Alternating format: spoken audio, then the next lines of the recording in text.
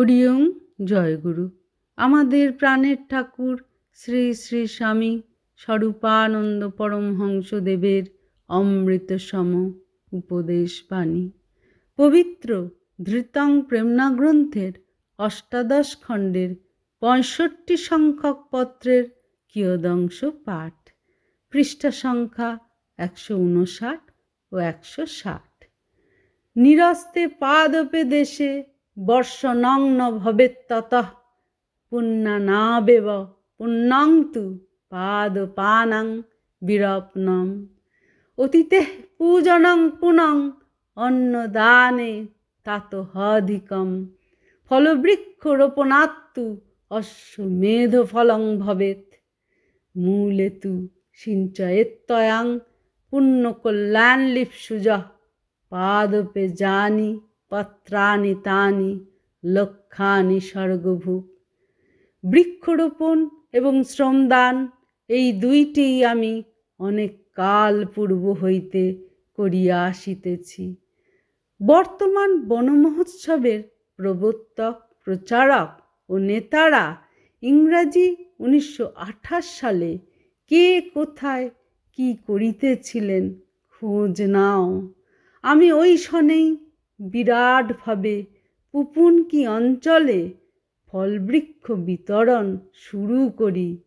ইহা ৩-৪ বৎসর পরে একই বৎসরে ১,০০,০০০ ফলবৃক্ষ বিতরণ করি। তাহার পর হইতে এই সুমহৎ কার্যটি আমি বৎসরের পর বৎসর অল্পাধিক করিয়া আসিতেছি। বিহারের বনবিভাগ জনসাধারণকে বিতরণের জন্য বন মহোৎসব আন্দোলনের শুরুতে আমার নিকট হইতে হাজার হাজার ফলবৃক্ষের চারা ট্রাক বোঝাই করিয়া নিয়া সরকারি কর্তব্য পালন করিয়াছেন। দেশের রাজনৈতিক নেতারা একজনেও আমার পূর্বসূরি নহেন। আমার বৃক্ষরোপণ ঘরে ঘরে গিয়া গোজান বোঝাই ফলবৃক্ষের দ্বারা নিজে পৌঁছাইয়া দেওয়া আর নিজ হাতে গর্ত খুঁড়িয়া সার দিয়া তাহাকে রোপণ করাতে ধরিয়াছিল সূচনা। গাড়ি জোগাড় করিতে পারি নাই তো ঘাড়ে করিয়া গাছ নিয়া নিরক্ষর অজ্ঞান লোকদের বাড়ি পৌঁছাইয়া দিয়া আসিয়াছি।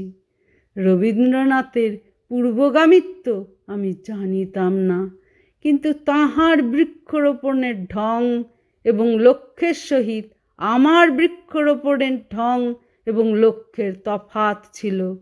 রবীন্দ্রনাথ বা অন্য কেহ বর্ষাকালে বৃক্ষরোপণোৎসব করিতেছেন ইহা জানিবার আগেই আমি হরিদ্রাবর্ণের কাগজে লাল কালিতে ছাপানো সদ্য রচিত সংস্কৃত অনুষ্টুপ ঘরে ঘরে বিতরণ করিবার সঙ্গে সঙ্গে বৃক্ষরোপণ আন্দোলন ব্যাপকভাবে চালাইতেছিলাম।